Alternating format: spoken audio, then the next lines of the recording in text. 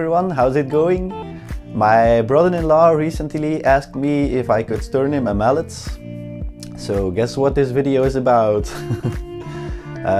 It was a quick project, so it means this will also be a quite short video.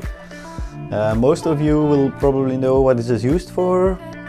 If you don't know, it's used to hit the chisel when you're doing some carving work, and it's made from beech wood.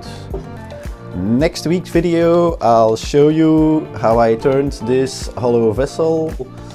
It's made from olive wood, but that's for next week's video. Thank you for watching.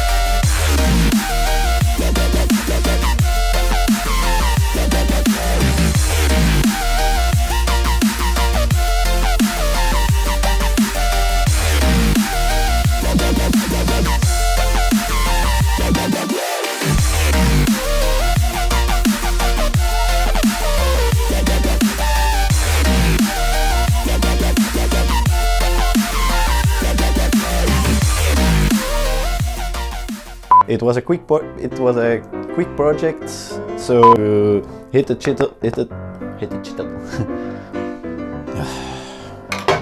and of course it's a quick project. Oh, that's a hit it.